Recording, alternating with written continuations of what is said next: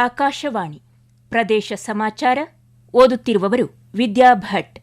ಮುಖ್ಯಾಂಶಗಳು: ಹೊಸ ಅವಕಾಶಗಳಿಗೆ ತಕ್ಕಂತೆ ಜ್ಞಾನ ಕೌಶಲ್ಯ ವೃದ್ಧಿಸಿಕೊಳ್ಳುವಂತೆ ವಿದ್ಯಾರ್ಥಿಗಳಿಗೆ ರಾಜ್ಯಪಾಲ ಥಾವರ್ ಚಂದ್ ಗೆಹ್ಲೋಟ್ ಕರೆ.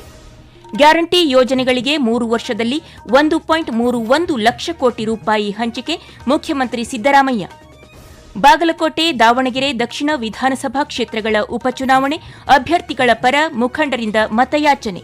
ಹಾಗೂ ಕೊಡಗಿನಲ್ಲಿ ನಾಳೆಯಿಂದ 1 ತಿಂಗಳು 26ನೇ ವರ್ಷದ ಕೊಡವ ಕೌಟುಂಬಿಕ ಹಾಕಿ ಪಂದ್ಯಾವಳಿ, 382 ತಂಡಗಳು ಭಾಗಿ. ವಿದ್ಯಾರ್ಥಿಗಳು ತಮ್ಮ ವಿದ್ಯಾರ್ಜನೆ ಕೇವಲ ಸಾಧನೆಗಾಗಿ ಮಾತ್ರವಲ್ಲ, ಸಮಾಜ ಸೇವೆಗೂ ಸಮರ್ಪಿಸಬೇಕು ಎಂದು ರಾಜ್ಯಪಾಲ ಥಾವರ್ ಚಂದ್ ಗೆಹ್ಲೋಟ್ ಕರೆ ನೀಡಿದ್ದಾರೆ.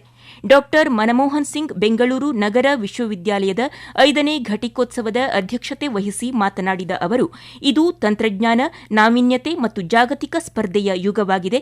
ಕೃತಕ ಬುದ್ದಿಮತ್ತೆ, ಡೇಟಾ ಸೈನ್ಸ್, ಜೈವಿಕ ತಂತ್ರಜ್ಞಾನ, ಹಸಿರು ಶಕ್ತಿ, ಸೈಬರ್ ಭದ್ರತೆ ಮುಂತಾದ ಕ್ಷೇತ್ರಗಳಲ್ಲಿ ಹೊಸ ಅವಕಾಶಗಳು ನಿರಂತರವಾಗಿ ಹೊರಹೊಮ್ಮುತ್ತಿದೆ.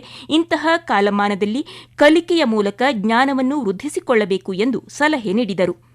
ಬೆಂಗಳೂರು ದೇಶದ ತಂತ್ರಜ್ಞಾನ ರಾಜಧಾನಿ ಮತ್ತು ನಾವೀನ್ಯತೆಯ ಭೂಮಿ ಎಂದು ಪ್ರಸಿದ್ಧವಾಗಿದೆ. ಈ ಮಹಾನಗರವು ಮಾಹಿತಿ ತಂತ್ರಜ್ಞಾನದ ಕೇಂದ್ರ ಮಾತ್ರವಲ್ಲದೆ ಉದ್ಯಮಶೀಲತೆ, ಸಂಶೋಧನೆ, ನವೋದ್ಯಮ, ಸಂಸ್ಕೃತಿ ಮತ್ತು ಸೃಜನಶೀಲ ಚಿಂತನೆಗೆ ಪ್ರಮುಖ ಕೇಂದ್ರವಾಗಿದೆ. ಬೆಂಗಳೂರು ನಗರ ವಿಶ್ವವಿದ್ಯಾಲಯದ ವಿದ್ಯಾರ್ಥಿಗಳು ಬೆಂಗಳೂರಿನ ಮಹಾನಗರದ ವೈಶಿಷ್ಟ್ಯವನ್ನು ಮತ್ತಷ್ಟು ಬಲಪಡಿಸುತ್ತಾರೆಂಬ ವಿಶ್ವಾಸವಿದೆ ಎಂದು ರಾಜ್ಯಪಾಲರು ತಿಳಿಸಿದ್ದಾರೆ. ಕಾಂಗ್ರೆಸ್ ಸರ್ಕಾರದ ಗ್ಯಾರಂಟಿ ಯೋಜನೆಗಳು ಸಾಮಾಜಿಕ ಬದ್ಧತೆಯನ್ನು ಒದಗಿಸುವ ಹೂಡಿಕೆಯಾಗಿದೆ ಎಂದು ಮುಖ್ಯಮಂತ್ರಿ ಸಿದ್ದರಾಮಯ್ಯ ಹೇಳಿದ್ದಾರೆ. ಬಾಗಲಕೋಟೆಯಲ್ಲಿ ಉಪಚುನಾವಣೆ ಪ್ರಚಾರದ ವೇಳೆ ಸುದ್ದಿಗಾರರೊಂದಿಗೆ ಮಾತನಾಡಿದ ಅವರು, ಬಿಜೆಪಿ ಗ್ಯಾರಂಟಿ ಯೋಜನೆಗಳ ವಿರುದ್ಧ ಸೋಲಿನ ಭಯದಿಂದ ಅಪಪ್ರಚಾರ ನಡೆಸುತ್ತಿದೆ ಎಂದು ಆರೋಪಿಸಿದರು.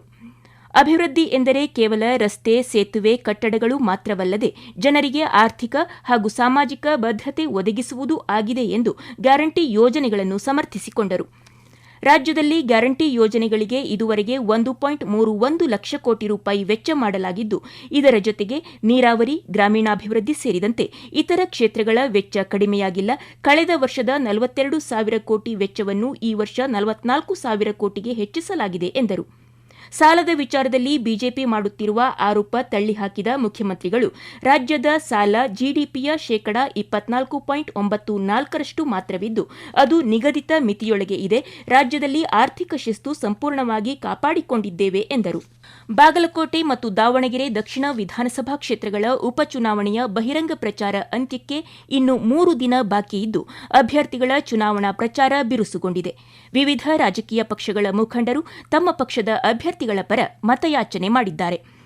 ದಾವಣಗೆರೆಯಲ್ಲಿ ಬಿಜೆಪಿ ಅಭ್ಯರ್ಥಿ ಶ್ರೀನಿವಾಸ ದಾಸಕರಿಯಪ್ಪ ಅವರ ಪರವಾಗಿ ಕ್ಷೇತ್ರದ ವಿವಿಧ ಕಡೆಗಳಲ್ಲಿ ಕೇಂದ್ರ ಸಚಿವರಾದ ವಿ ಸೋಮಣ್ಣ, ಎಚ್ಡಿ ಕುಮಾರಸ್ವಾಮಿ, ಮಾಜಿ ಸಚಿವರಾದ ಮುರುಗೇಶ್ ನಿರಾಣಿ, ಎಂಪಿ ರೇಣುಕಾಚಾರ್ಯ, ಸಿಸಿ ಪಾಟೀಲ್, ಕೇಂದ್ರ ಮಾಜಿ ಸಚಿವ ಡಾ ಜಿಎಂ ಸಿದ್ದೇಶ್ವರ ಮತ ಯಾಚಿಸಿದರು. ಕಾಂಗ್ರೆಸ್ ಅಭ್ಯರ್ಥಿ ಸಮರ್ಥ ಮಲ್ಲಿಕಾರ್ಜುನ್ ಪರವಾಗಿ ರಾಷ್ಟ್ರೀಯ ಕಾಂಗ್ರೆಸ್ ಪಕ್ಷದ ಪ್ರಧಾನ ಕಾರ್ಯದರ್ಶಿ ರಣದೀಪ್ ಸಿಂಗ್ ಸುರ್ಜೇವಾಲಾ, ಎಐಸಿಸಿ ಕಾರ್ಯದರ್ಶಿ ಅಭಿಷೇಕ್ ದತ್ತ ಹಾಗೂ ರಾಜ್ಯ ಗ್ಯಾರಂಟಿ ಸಮಿತಿಯ ರಾಜ್ಯಾಧ್ಯಕ್ಷ ಎಚ್ಎಂ ರೇವಣ್ಣ ಸೇರಿದಂತೆ ಹಲವು ಶಾಸಕರು ಮತ ಯಾಚಿಸಿದರು. ರಾಜ್ಯದ ಬಾಗಲಕೋಟೆ, ದಾವಣಗೆರೆ ದಕ್ಷಿಣ 2 ವಿಧಾನಸಭಾ ಕ್ಷೇತ್ರಗಳ ಉಪಚುನಾವಣೆಯಲ್ಲಿ ಬಿಜೆಪಿ ಅಭ್ಯರ್ಥಿಗಳ ಜಯ ನಿಶ್ಚಿತವಾಗಿದ್ದು, ಉಪಚುನಾವಣೆ ಫಲಿತಾಂಶವು ಮುಂದಿನ ಸಾರ್ವತ್ರಿಕ ಚುನಾವಣೆಗೆ ದಿಕ್ಸೂಚಿಯಾಗಲಿದೆ ಎಂದು ಬಿಜೆಪಿ ಶಾಸಕ ವಿ ಸುನೀಲ್ ಕುಮಾರ್ ಹೇಳಿದ್ದಾರೆ. ಬಾಗಲಕೋಟೆಯ ವಿದ್ಯಾಗಿರಿಯಲ್ಲಿ ಬಿಜೆಪಿ ಅಭ್ಯರ್ಥಿ ಪರ ಮತಯಾಚನೆ ವೇಳೆ ಮಾತನಾಡಿದ ಅವರು, ಉತ್ತರ ಕರ್ನಾಟಕ ಭಾಗದಲ್ಲಿ ಬಿಜೆಪಿ ಪರ ಉತ್ತಮ ವಾತಾವರಣವಿದ್ದು, ಜನರಿಗೆ ಅಭಿವೃದ್ಧಿ ಕಾರ್ಯಗಳ ಅರಿವು ಇದೆ. ಆದರೆ ಕಾಂಗ್ರೆಸ್ ಸರ್ಕಾರ ತನ್ನ ವೈಫಲ್ಯಗಳನ್ನು ಮುಚ್ಚಿಕೊಳ್ಳಲು ಬಿಜೆಪಿ ಮೇಲೆ ವ್ಯರ್ಥ ಆರೋಪ ಮಾಡುತ್ತಿದೆ ಎಂದು ಟೀಕಿಸಿದರು. ವಿಧಾನ ಪರಿಷತ್ ಸದಸ್ಯ ಸಿಟಿ ರವಿ ಮಾತನಾಡಿ, ರಾಜ್ಯ ಕಾಂಗ್ರೆಸ್ ಸರ್ಕಾರದ ಆಡಳಿತದ ವಿರುದ್ಧ ಈಗಾಗಲೇ ಜನರು ಅಸಮಾಧಾನಗೊಂಡಿದ್ದು, ಗ್ಯಾರಂಟಿ ಯೋಜನೆಗಳಿಗಾಗಿ ಎಸ್ಸಿಪಿ ಮತ್ತು ಟಿಎಸ್ಪಿ ಅನುದಾನ ಬಳಸಿರುವುದು ಏಕೆಂದು ಕಾಂಗ್ರೆಸ್ ಸರ್ಕಾರವನ್ನು ಅವರು ಪ್ರಶ್ನಿಸಿದರು. ದಾವಣಗೆರೆ ದಕ್ಷಿಣ ಮತ್ತು ಬಾಗಲಕೋಟೆ ವಿಧಾನಸಭಾ ಕ್ಷೇತ್ರಗಳಲ್ಲಿ ಕಳೆದ ಚುನಾವಣೆಯಲ್ಲಿ ಕಾಂಗ್ರೆಸ್ ಪಕ್ಷಕ್ಕೆ ಬಂದ ಮತಗಳಿಗಿಂತ ಉಪಚುನಾವಣೆಯಲ್ಲಿ ಹೆಚ್ಚು ಮತ ಬೀಳಲಿದ್ದು, ತಮ್ಮ ಪಕ್ಷದ ಅಭ್ಯರ್ಥಿಗಳು ಹೆಚ್ಚು ಮತಗಳ ಅಂತರದಲ್ಲಿ ಗೆಲುವು ಸಾಧಿಸಲಿದ್ದಾರೆ ಎಂದು ಉಪಮುಖ್ಯಮಂತ್ರಿ ಡಿಕೆ ಶಿವಕುಮಾರ್ ಬೆಂಗಳೂರಿನಲ್ಲಿಂದು ವಿಶ್ವಾಸ ವ್ಯಕ್ತಪಡಿಸಿದ್ದಾರೆ. ಉಪಚುನಾವಣೆಯಲ್ಲಿ 2 ಕ್ಷೇತ್ರಗಳಲ್ಲಿ ತಮ್ಮ ಪಕ್ಷದ ಕಾರ್ಯಕರ್ತರು ಬಹಳ ಚೆನ್ನಾಗಿ ಕೆಲಸ ಮಾಡುತ್ತಿದ್ದಾರೆ. ಪ್ರತಿ ಮನೆಗೆ ಹೋಗಿ ಗ್ಯಾರಂಟಿ ಯೋಜನೆಗಳ ಬಗ್ಗೆ ಮನವರಿಕೆ ಮಾಡುತ್ತಿದ್ದಾರೆ.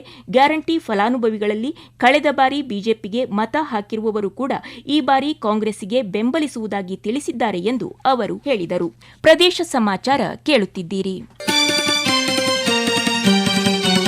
ನಮ್ಮ ಎಲ್ಲಾ ರಾಷ್ಟ್ರೀಯ ವಾರ್ತೆಗಳು ಹಾಗೂ ಪ್ರದೇಶ ಸಮಾಚಾರ ಈಗ ಆಕಾಶವಾಣಿ ನ್ಯೂಸ್ ಕನ್ನಡ ಯೂಟ್ಯೂಬ್ ಚಾನೆಲ್ನಲ್ಲಿ ಲಭ್ಯ. ನಮ್ಮ ಎಕ್ಸ್ ಖಾತೆ ಮತ್ತು ಇನ್ಸ್ಟಾಗ್ರಾಂ ಖಾತೆ ಆಕಾಶವಾಣಿ ನ್ಯೂಸ್ ಕನ್ನಡ. ಹೆಚ್ಚಿನ ಮಾಹಿತಿಗಾಗಿ ನಮ್ಮ ಫೇಸ್ಬುಕ್ ಖಾತೆ ಆಕಾಶವಾಣಿ ವಾರ್ತೆ ಕನ್ನಡವನ್ನು ಅನುಸರಿಸಿ.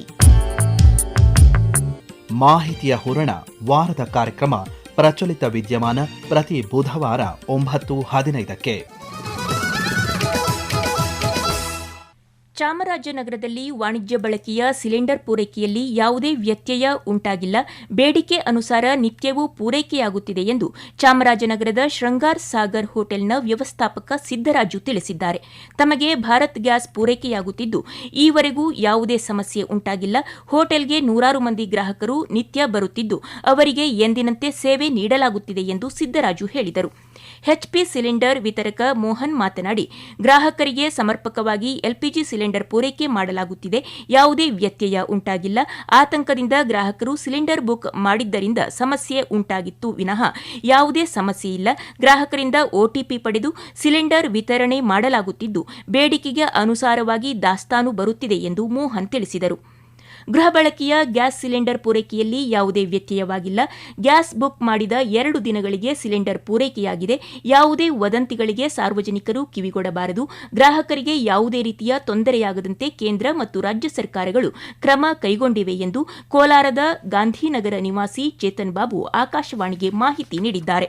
ಭಾರತೀಯ ಜನಗಣತಿ 2027ಕ್ಕೆ ಹಾಸನ ಜಿಲ್ಲೆ ಭರ್ಜರಿ ಸಿದ್ದತೆ ಕೈಗೊಂಡಿದ್ದು ಆಡಳಿತಾತ್ಮಕ ಮಟ್ಟದಲ್ಲಿ ತರಬೇತಿ, ಮಾನವ ಸಂಪನ್ಮೂಲ ನಿಯೋಜನೆ ಜೊತೆಗೆ ತಾಂತ್ರಿಕ ವ್ಯವಸ್ಥೆಗಳ ರೂಪುರೇಷೆಗಳನ್ನು ಪೂರ್ಣಗೊಳಿಸಿದೆ ಎಂದು ಹಾಸನ ಜಿಲ್ಲಾಧಿಕಾರಿ ಕೆಎಸ್ ಲತಾಕುಮಾರಿ ತಿಳಿಸಿದ್ದಾರೆ.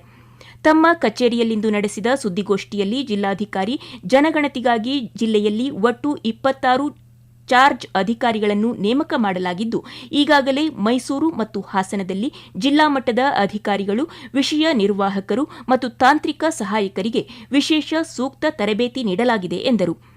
ಜನಗಣತಿ ದೇಶದ ಅಭಿವೃದ್ಧಿಗೆ ಮೂಲಭೂತ ಮಾಹಿತಿ ಒದಗಿಸುವ ಮಹತ್ವದ ಪ್ರಕ್ರಿಯೆ. ಪ್ರತಿಯೊಬ್ಬ ನಾಗರಿಕರು ಸ್ವಯಂ ಗಣತಿಯಲ್ಲಿ ಭಾಗವಹಿಸಿ ಸಹಕರಿಸಬೇಕು ಎಂದು ಅವರು ಮನವಿ ಮಾಡಿದರು. ಬೆಂಗಳೂರು ಗ್ರಾಮಾಂತರ ಜಿಲ್ಲೆಯ ದೊಡ್ಡಬಳ್ಳಾಪುರದಲ್ಲಿ ಜನಗಣತಿ 2027ರ ಅಂಗವಾಗಿ ಜನಗಣತಿಯಲ್ಲಿ ಭಾಗವಹಿಸುವ ಸಿಬ್ಬಂದಿಗೆ ತರಬೇತಿ ಹಮ್ಮಿಕೊಳ್ಳಲಾಗಿತ್ತು.